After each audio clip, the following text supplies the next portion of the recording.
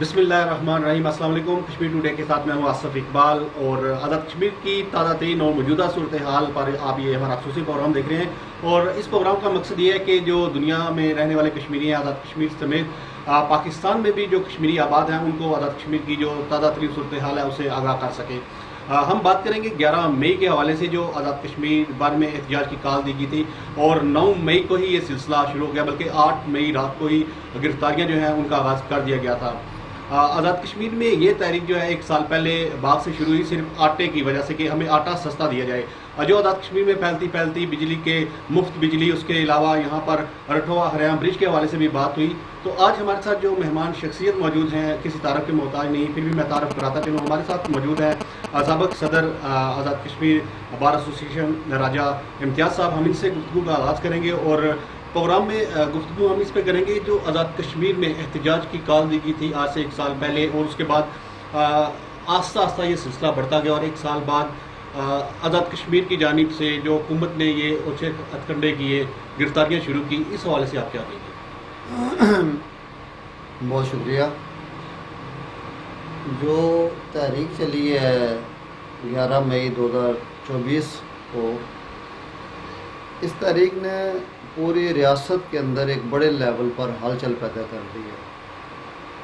77 साल आज़ाद कश्मीर की तारीख़ में इतनी मुनज़्ज़म, जानदार और जिसने नताइज मुरतब किए हों, इससे पहले मेरे इल्म में कोई ऐसी तहरीक नहीं है।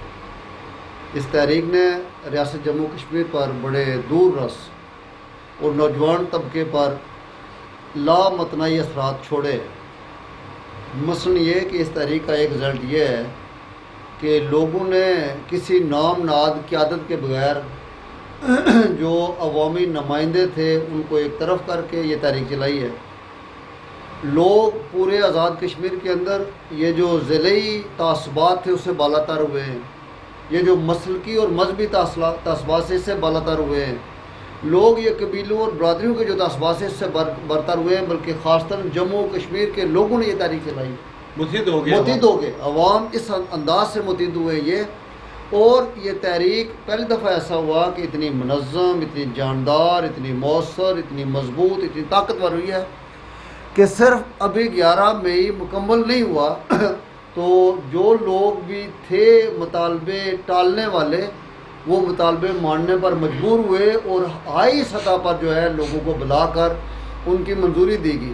अगरचे जो मंजूरी है वो अभी तक आटे में नमक के बराबर है, लेकिन फिर भी एक रास्ता निकला है। और ये बात साबित हुई है कि अगर लोग मुनज़्ज़म हों तो कोई रियासती फोर्स और ताकत जबर की बुनियाद पर लोगों को दबा नहीं सकती है। देखा गया कि हमने रेंजर की तरफ से भी और इंतजामिया हुकूमत की तरफ से रुकावटें लगा दी गई, बड़े बड़े दरख्त खाड़ कर उन्होंने सड़कों पर रख दिए और सड़कें जो हैं वो बंद कर दी, लेकिन लोगों का जज्बा देखने वाला था। लोगों ने सारी रुकावटें तोड़ी और बाग पहुँचे और बाग में इनका ज़बरदस्त किस्म का इस्तकबाल किया गया, ख़ास तौर पर जो मीरपुर, बिम्बर से और कोटली से काफ़िले गए थे। उसके बाद जब ये मुजफ्फराबाद में दाखिल हुए और रेंजर की गाड़ियाँ आज़ाद कश्मीर में दाखिल हुई, तो लोगों के जज्बात थे वो ज़रा मैं आपकी ज़बानी सुनना चाहता हूँ। बात यह है कि लोग ये असल ताकत है। जब अवाम नज़म हो जाते हैं तो फिर कोई गाड़ियाँ खा किसी की भी हों, रुकावटें खा दरख्तों के ज़रिए से खड़ी की जाए, इंसानी जज्बों के आगे कोई चीज़ भी नहीं ठहर सकती है। और ये 11 मई की इस तहरीक ने साबित कर दिया है। वो लोग जो डराने आए थे, हमने देखा वो डरे हुए थे, और जिनको डराने आए थे वो बहादुर और दलेर थे, उनके अंदर कोई डर और खौफ नहीं था।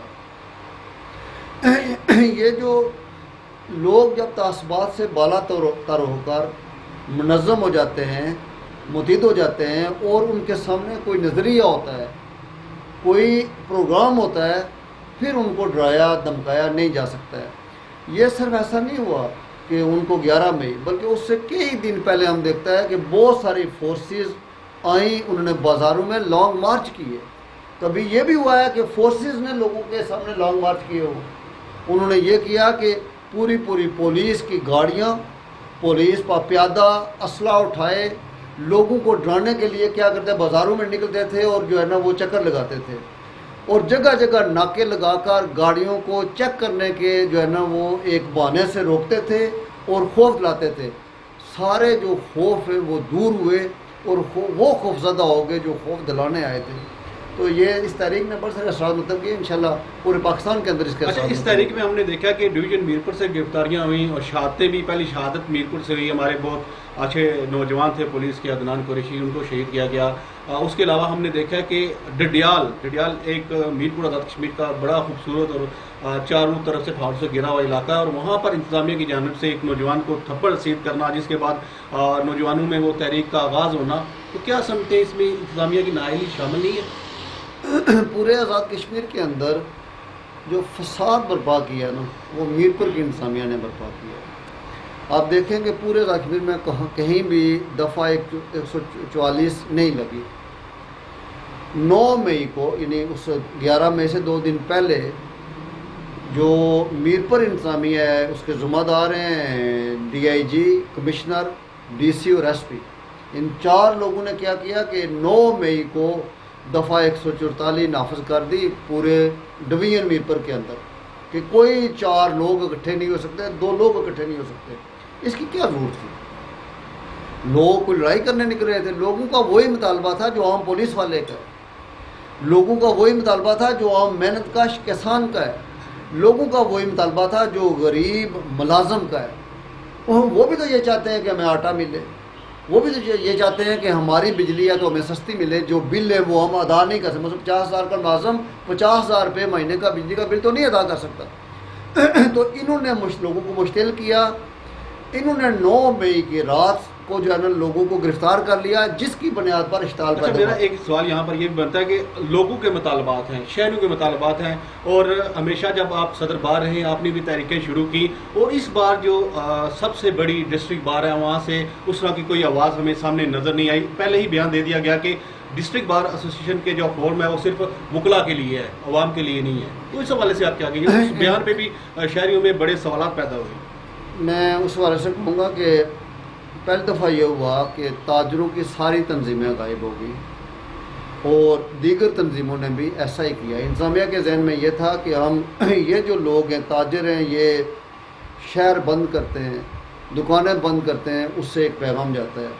وکلا تنظیمیں سرپرستی کرتی ہیں، اس سے خوف ختم ہوتا ہے، سارے ان کی چھتری تلے جمع ہو جاتے ہیں. ان کے ذہنوں میں یہ تھا کہ ہم ان دونوں کو الگ کر کے لوگوں کو غیر منظم کر دیں گے.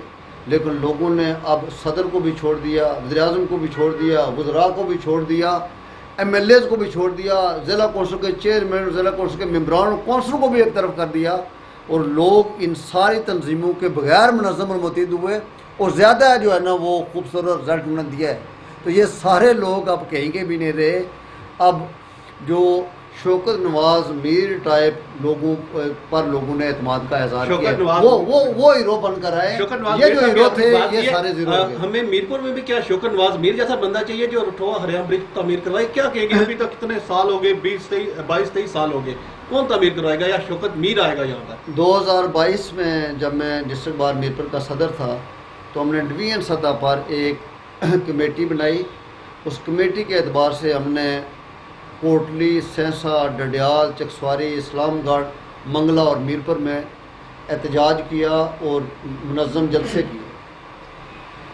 وہ بڑی منظم تحریک تھی. رٹھوا ہریانہ برج مکمل کرنے کے اعتبار سے یہ بڑا سارا ظلم ہے کہ منگلہ ڈیم کی توسیع ہو گئی، کھربوں روپے کا پروجیکٹ مکمل ہو گیا، لوگ اجڑ گئے، پانی کھڑا ہو گیا.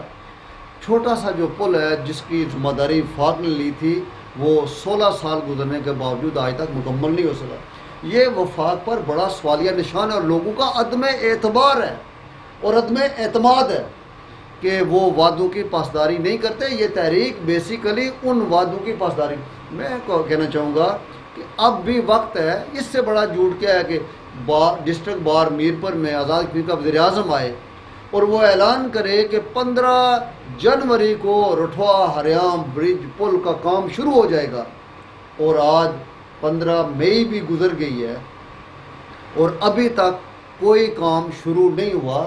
جس ملک میں صدر و وزیر اعظم بھی جھوٹ بولے، جس ملک میں باپ اور ماں بچوں کے ساتھ دھوکہ کریں، اس ملک کی سلامتی پر سوالیہ نشان اٹھ جاتے ہیں. یہاں پر یہ سوالیہ نشان رہے گا. آئندہ ہم جو ہمارا نیکسٹ پروگرام ہوگا ہم کوشش کریں گے ہمارے ساتھ ابھی آپ موجود ہوں انشاءاللہ، کیونکہ کشمیر کے حوالے سے جو ہمارے پروگرام ہوتے ہیں ہم کوشش کرتے ہیں کہ جن کو کشمیر کے حوالے سے نالج ہو ہم ان کو اس پروگرام میں شامل کریں۔